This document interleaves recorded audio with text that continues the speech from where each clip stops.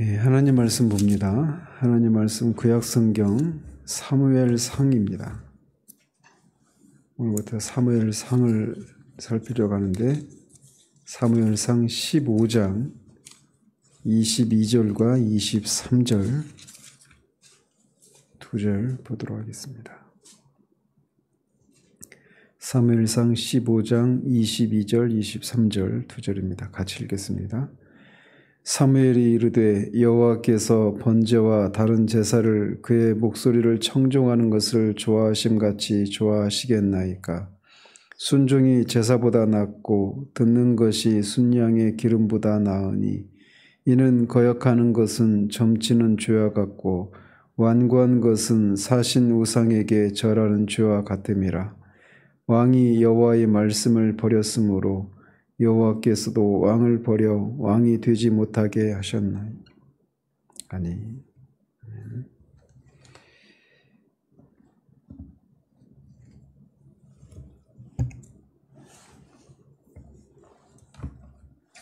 오늘부터 말씀드린 것처럼 사무엘상을 살피려고 합니다. 우리말 성경에는 사무엘상, 사무엘하 이렇게 두 권으로 분리되어 있는데 히브리어 원전은 사무엘의 책이라고 하는 이름으로 한 권으로 되어 있습니다. 그런데 이걸 이제 그 구약 성경을 헬라어로 번역한 최초의 성경인 70인경에서 이거를 사무엘의 책을 상하로 이렇게 두 권으로 나누었고 그 전통을 따라서 우리도 이렇게 사무엘 상하 이렇게 나누어서 부르고 있습니다. 사무엘 상하를 보면 주요 인물이 사무엘, 사울, 다윗 이 세 인물입니다. 근데 이 사무엘 상하에서 사무엘이 차지하는 그 분량은 사울보다도 적습니다. 그럼에도 불구하고 왜 다윗의 책, 다윗의 행적 이렇게 하지 않고 사무엘의 책 이렇게 지었느냐면 이 사무엘 시기는 모세 때부터 이어지는 이런 모세, 여호수아 사사 시대를 거치는 이런 신정 체제에서 이제 왕정 체제로 바뀌는 그런 전환기에 해당되는 인물입니다. 근데 그 전환기에서 이제 사울과 다윗을 왕으로 세우는 신정적인 왕정 체제이긴 하지만 사실상 왕이 이제 대리 통치하는 그런 메커니즘이죠. 그래서 그런 어떤 신정적인 왕정 체제의 산파 역할을 한 인물이 사무엘이기 때문에 사무엘의 책 이렇게 부릅니다. 비록 그렇게 사무엘이 그 어떤 신정 체제에서 왕정 체제로의 그런 어떤 과도기 그 산파 역할을 하는 그런 인물로서 그의 이름을 따라서 책 이름을 지었지만 그렇다고 해서 이 사무엘 상하가 사무엘이 지었다라고 볼 수는 없습니다. 사무엘상의 어떤 일부는 사무엘이 지었다라고 할 수 있겠지만 전부를 그가 지었다 이렇게 말을 할 수가 없습니다. 왜냐하면 사무엘상 25장 1절에 가면 사무엘이 죽는 그런 기사가 나옵니다. 그렇기 때문에 죽음 이후의 기사들에 대해서는 사무엘 하에는 이미 사무엘상 25장, 29장까지가 그 사무엘상인데 25장 이후에는 사무엘이 죽어 있는 상황이기 때문에 그 내용을 다 기록을 할 수가 없었겠죠. 그래서 이제 그 역대상 29장 29절에 보면 다윗의 행적이 선견자 그 사무엘, 또 선지자 나단, 그리고 선견자 갓의 길에 기록된 것을 이렇게 기록했다 이렇게 되어 있습니다. 따라서 사무엘서는 사무엘 혼자서 기록하지 않고 최소한 그가 죽은 이후에 그 행적의 다윗의 행적 이런 것에 대해서는 다른 익명의 저자가 또는 복수가 될 수도 있겠죠. 그런 사람들이 그런 그 역대상에서 말하고 있는 사무엘, 나단, 갓 이런 사람들의 책들을 참조해서 그 후의 그 역사는 그렇게 기록했다 이렇게 볼 수가 있습니다.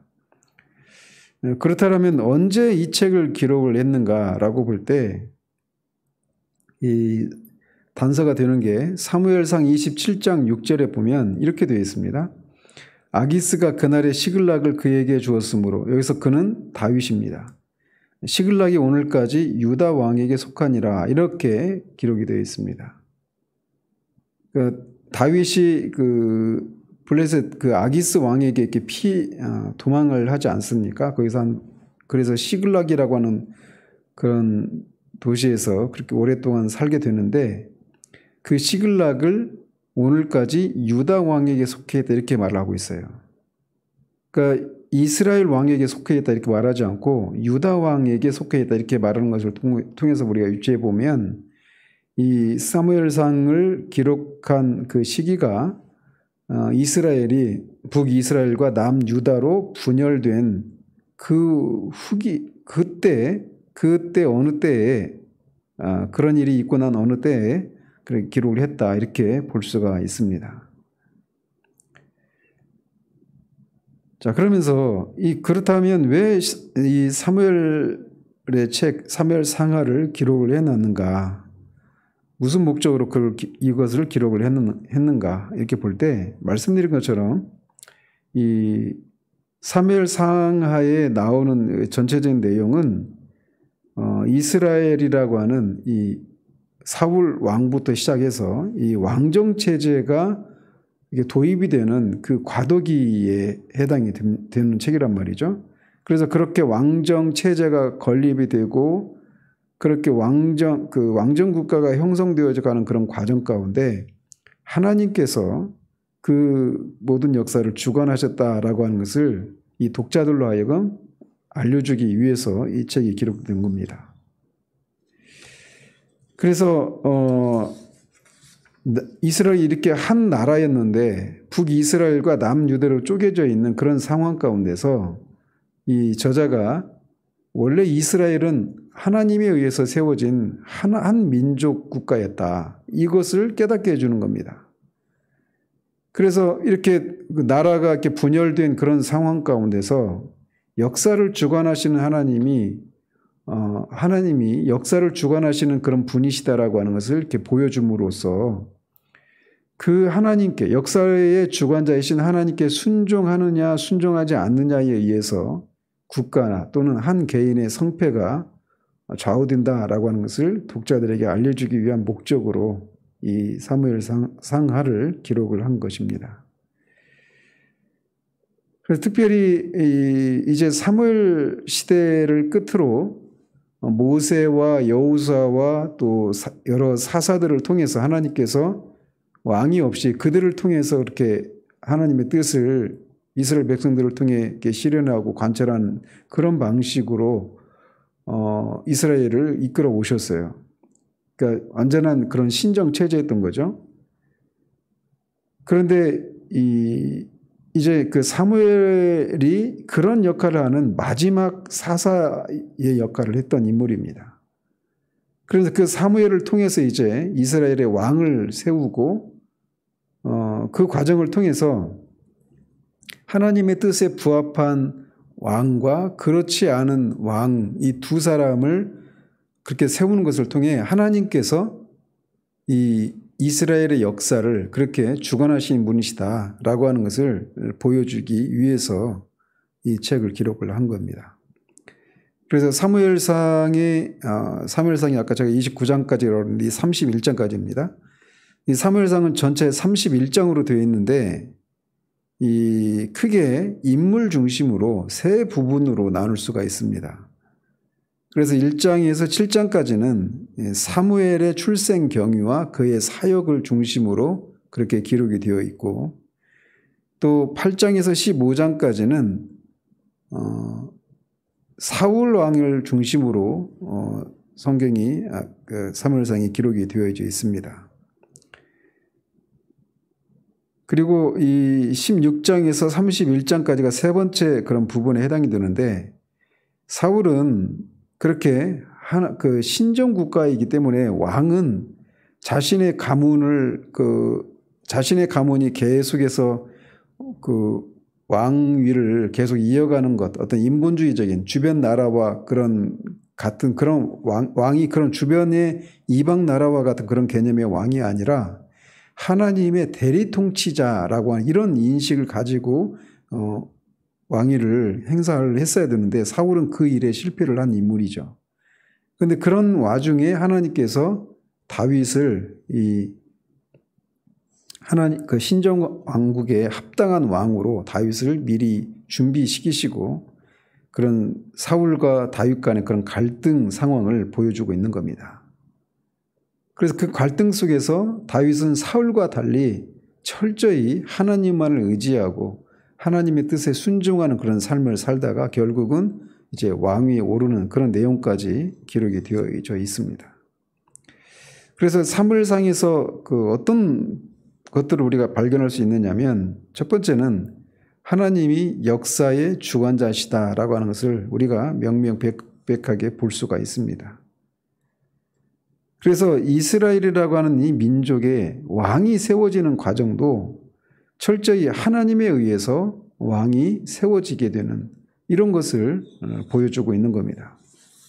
그래서 그런 것을 통해서 우리가 알 수 있는 것은 이렇게 이스라엘이라고 하는 나라의 왕을 세우고 왕을 폐위시키고 이런 모든 것들이 하나님의 그런 직접적인 간섭하심을 통해서 이루어진 것처럼 이 세상 나라 역시 전적으로 하나님의 주권적인 그런 섭리에 의해서 진행되고 있다라고 하는 것을 1차적인 독자들 뿐만 아니라 오늘날의 우리들에게도 말을 해주고 있는 거예요. 그렇기 때문에 이 사무엘서가 지금도 우리에게 그런 효력을 발휘할 수 있는 것이겠죠.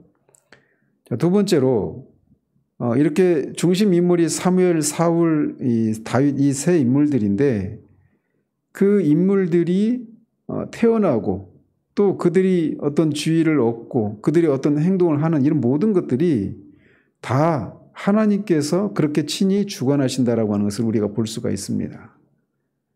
그래서 우리의 인생도 마찬가지죠. 우리가 태어나고 이 땅을 지나면서 겪게 되는 그 모든 과정들이 다 하나님의 주권적인 섭리하에 있다라고 하는 것을 여기서 볼 수가 있는 겁니다. 또 세 번째로 죄악은 한 사람의 죄악은 그 하나님의 그런 분명한 징계를 불러온다라고 하는 것을 교훈해 줍니다. 그래서 한 사람의 죄가 그 한 사람 개인뿐만 아니라 이 공동체 전체에게도 영향을 끼칠 수 있다라고 하는 것을 엘리 제사장의 이 두 아들 홈리와 비느하스의 그런 실패를 통해서 또 사울의 그런 실패를 통해서 그들이 그냥 단지 그들만 죽고 하는 것이 아니라 이스라엘 전체의 운명에 그런 영향을 끼치는 그런 것이다라고 하는 것을 여기서도 우리가 볼 수가 있습니다. 또 네 번째로는 그럼에도 불구하고 하나님의 은혜는 인간의 죄악보다 크다라고 하는 것을 여기서도 다시 우리가 볼 수가 있습니다. 우리 나중에 살피겠지만 이스라엘이 왕이 세워지는 것은 원래는 하나님의 뜻이 아니었죠. 이스라엘이 그 하나님께서 이스라엘 이 민족 그 백성들이 하나님께서 지금 왕으로서 이스라엘을 통치하고 계시다라고 하는 것을 인식하지 못한 채 열방들처럼 주변 나라들처럼 우리에게도 인간 왕을 달라고 이렇게 하는 것을 통해 하나님의 그 왕으로서의 그런 통치를 거부하는 그런 불순종을 행했음에도 불구하고 그들이 그 사무엘을 통해서 그것이 죄악임을 깨닫게 됐을 때 회개를 하게 되는데 그 회개가 그 블레셋의 그런 침공을 막아내는 그런 일이 이루어지게 됩니다. 그래서 이런 것을 통해서 하나님께서 인간의 죄에 대해서는 분명히 심판을 하시고 징계를 내리시는 분이시지만 그 하나님의 은혜가 더 크다라고 하는 것을 보여주고 있어요. 그리고 마지막 다섯 번째로 이렇게 똑같이 사울이나 그 다윗이나 사무엘에 의해서 하나님에 의해 기름 부음을 받고 왕이 됩니다. 똑같이 기름 부음을 받고 왕이 되었지만 사울은 인본주의적인 그런 왕의 상징적인 인물이 되고 또 다윗은 신본주의적인 그런 인물, 그 왕의 전형적인 그런 인물이 됩니다. 그래서 사울은 실패하고 다윗은 성공하고 이런 구도란 말이죠. 그걸 통해서 명백한 이런 구도를 통해 대조를 통해서 한 사람의 인생이, 우리 인생이 성공하느냐 그렇지 않느냐는 여호와 하나님을 우리의 가장 우선시하는 그런 삶을 사느냐 그렇지 않느냐에 의해서 결정된다라고 하는 것을 이 두 인물의 대조적인 그런 인생사를 통해서 우리에게 보여주고 있습니다. 그래서 사무엘상을 이렇게 보다 보면 이 중심 인물이 사울, 사무엘, 다윗인데 이 세 인물 중에서 사무엘과 다윗은 이 그리스도를 예표하고 있는 그런 인물들이라고 할 수가 있습니다. 사무엘은 두 가지 측면에서 그런데 하나는 이 사무엘이 앞에서도 말씀드린 것처럼 이 사사 시대까지 이어졌던 신정 체제가 이제 왕정 체제로 바뀌는 체제가 새로운 시대가 도래하게 되는 그런 역할을 하는 인물입니다. 그런 것처럼 예수님이 이 땅에 오심으로써 종말이 시작되고 새로운 언약 시대가 시작이 되지 않았습니까? 그런 것처럼 또 주님이 다시 재림하시면 새하늘과 새 땅이 열리고 완전한 하나님 나라가 영원한 하나님 나라가 그렇게 시작이 되어서 새 시대가 또 열리게 되는 거죠. 이렇게 새 시대를 연다라고 하는 측면에서 사무엘은 예수 그리스도를 예표하는 그런 인물이라고 할 수가 있습니다. 또 한 가지는 이 사무엘은 제사장과 그 왕과 선지자의 역할을 했던 그런 인물입니다. 구약에서 그런 역할을 했던 인물은 모세와 사무엘 두 사람인데 이 사무엘은 그렇게 한 사람이 사무엘이라고 하는 사람이 제사장과 왕과 선지자의 역할을 했다라고 하는 측면에서 장차 이 땅에 구속주로 오셨던 예수님이 왕과 선지자와 제사장의 그런 직분을 하시는 것을 직분을 통해서 구속사역을 이루시고 하나님 나라의 왕으로 등극하시는 그런 것을 예수 그리스도의 그런 사역을 예표한다라고 말할 수가 있습니다. 사무엘이 그런 측면에서 예수 그리스도를 예표한다라면 다윗은 그의 삶을 통해서 예수 그리스도를 예표한다라고 말할 수 있습니다. 특별히 예수 그리스도의 이 낮아지심과 예수 그리스도의 높아지심을 다윗의 삶을 통해서 우리에게 보여주고 있다라고 할 수가 있어요.